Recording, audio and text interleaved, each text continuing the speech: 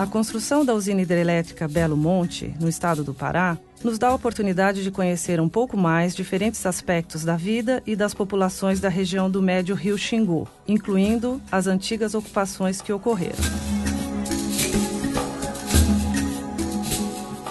A UHE Belo Monte está situada na área da Volta Grande do rio Xingu e terá capacidade instalada em torno de 11.000 megawatts, o que representa 40% do consumo de energia residencial do país. Sua construção e operação estão sob a responsabilidade da empresa Norte Energia S.A.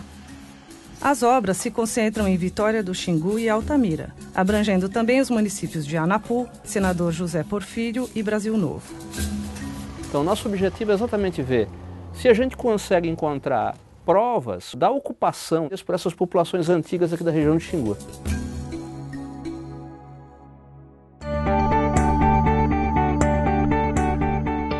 O Programa de Arqueologia Preventiva vem sendo realizado pela equipe de arqueólogos da Ciência Consultoria desde 2010, com o objetivo de identificar e resgatar os bens arqueológicos existentes nas áreas afetadas pela UHE Belo Monte.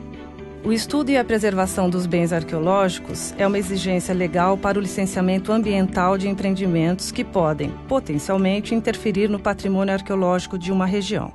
Desta forma, o Programa de Arqueologia Preventiva da UHE Belo Monte busca evitar que o empreendimento destrua bens que constituem o patrimônio arqueológico nacional numa região estratégica para o conhecimento da pré-história da Amazônia. A prospecção arqueológica é a busca pelos locais onde existem testemunhos materiais das populações que viveram na região no passado. Na UHE Belo Monte, as primeiras áreas prospectadas foram aquelas prioritárias para as obras, os sítios Belo Monte, Bela Vista, Pimental e Canal, e o eixo do canal de derivação, totalizando aproximadamente 14.000 hectares. Nestas áreas, o levantamento sistemático consistiu no caminhamento ao longo de linhas imaginárias, paralelas, regularmente espaçadas sobre toda a área a investigar. Ao longo dessas linhas, são executadas sondagens no subsolo, formando uma malha de pontos de investigação orientada através do aparelho de GPS. As sondagens são realizadas com cavadeira manual articulada. O solo é retirado em níveis de 20 centímetros, inspecionado com colher de pedreiro, atingindo uma profundidade que varia entre 60 centímetros e 1 metro, dependendo das condições do local. As ilhas existentes no rio Xingu também são prospectadas. Chegamos aqui na Ilha da Taboca, área do reservatório do Xingu. Estamos aqui fazendo prospecção. Vamos iniciar a sondagem. Esse T13 S48 que você está vendo aqui é o ponto inicial. Essa linha vermelha aqui está apontando para o próximo ponto que a gente está indo agora. Elevação 93, T13 S47, 9626 480. Todos os procedimentos são fotografados para documentação de todos os trabalhos que são realizados. 4827. Chegamos a esse ponto onde a cheia do Xingu já alagou as partes baixas, impedindo que a gente prossiga nessa linha. Então vamos dar a volta e tentar fazer o próximo ponto pelo outro lado.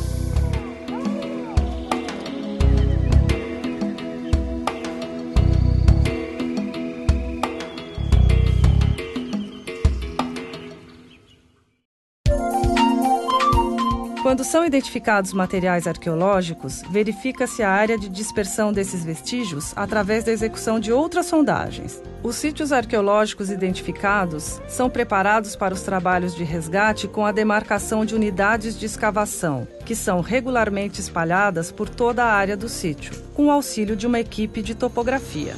Para um pouco aí, Amarelo, coloca bem o... Os trabalhos de prospecção já identificaram mais de 100 sítios arqueológicos. Boa, pode vir. O salvamento do sítio arqueológico se faz a partir de um trabalho de escavação sistemática, com a abertura de unidades de escavação de 1 metro quadrado, distribuídas por toda a área do sítio arqueológico. A escavação das unidades se dá seguindo níveis artificiais de 10 centímetros. Todo o solo retirado é peneirado, os materiais são coletados, quantificados e identificados por categoria e por nível, para seguir para as análises que serão feitas no laboratório. Dependendo dos resultados obtidos com a escavação de unidades, são selecionadas áreas para ampliação dessas escavações, para resolver problemas de investigação ou para a retirada de materiais estruturados, como urnas funerárias. Então, gera-se esse gráfico de densidade de material e, através dessa quantificação, nós escolhemos as áreas em que vamos fazer intervenções, ou de superfícies ampliadas ou de unidades dispersas por todo o sítio. Interessante ressaltar que as camadas do solo informam sobre a sequência cronológica das ocupações do sítio. A gente entender como se comporta cada camada, porque às vezes a gente tem mais de uma ocupação. E conforme vamos aprofundando a escavação, são evidenciados vestígios de ocupações mais antigas. Normalmente, quando há mais de uma ocupação, há um intervalo de abandono e esse intervalo fica registrado numa área onde não aparece material arqueológico, com coloração diferente, com textura diferente.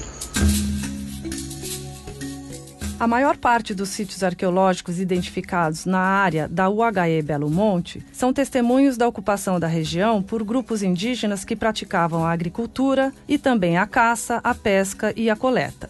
Das atividades cotidianas desses grupos, restam fragmentos de vasilhas de cerâmica. Restam ainda vestígios de suas fogueiras, dos instrumentos de pedra, lascados, utilizados para cortar e raspar, e polidos, como as lâminas de machado. Convido-vos a acompanharem-nos para visitar o sítio e ver os materiais arqueológicos que ele nos tem presenteado. As oficinas de polimento, frequentemente associadas aos locais de habitação, eram utilizadas para confecção, aguçamento e reavivamento dos instrumentos polidos.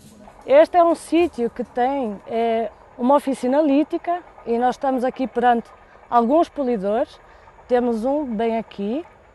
Temos mais dois atrás de nós, um aqui em cima, outro aqui, que ele tanto tem a oficina lítica quanto o produto dessas oficinas líticas, que são os machadinhos. É claro que, com o passar do tempo, toda a outra parte desse instrumento se perde. Por exemplo, o cabo de madeira certamente apodreceu. E tem também cerâmica. Aqui é um modelado de argila típico aqui desses grupos que a gente está escavando, né? A gente chama isso aqui, na verdade, de zoomorfo, ou seja, é um modelado, né, uma escultura modelada em cerâmica representando normalmente sim, rostos de animais. Também ocorrem na área da UHE Belo Monte os sítios de arte rupestre, que são os locais onde encontramos inscrições feitas na rocha, em baixo relevo ou pintadas, tanto em paredes de abrigos e grutas, como nos matacões e pedrais do leito do rio Xingu. Esse tipo de desenho, eles ocorrem aqui em várias partes do rio Xingu, sempre próximos ao rio, né? E eles têm uma semelhança bastante grande. Inclusive, existe um desenho desses reproduzido de um viajante do século XIX, o Henri Coudreau, que é muito parecido com esse desenho que aparece aqui nesse painel.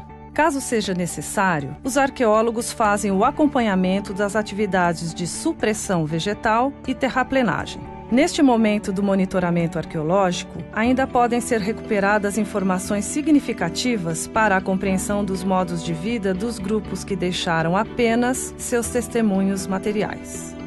E isso é o que vai se transformar em informação para a gente entender a implantação do sítio, como ele se comportou, como o material estava.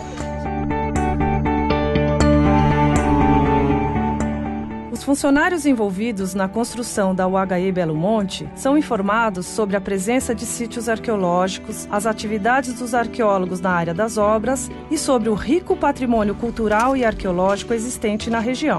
São estimulados a ter atitudes de proteção em relação aos bens arqueológicos e convidados a ser parceiros no processo de preservação deste patrimônio. Patrimônio cultural é tudo aquilo que o homem produz ou utiliza. A educação patrimonial que a gente falou, que acontece durante todo o trabalho de arqueologia, é o trabalho da valorização do patrimônio. Esse material que a gente encontra é patrimônio também. Depois das atividades de campo, de prospecção e resgate dos sítios arqueológicos, seguem-se as atividades de laboratório e gabinete. O laboratório Na verdade, ele começa no campo, né? Quando a gente faz a escavação, todo o material que é escavado, quase peça por peça, ele é registrado com um número que vai dizer exatamente de que unidade que ele saiu, de que nível.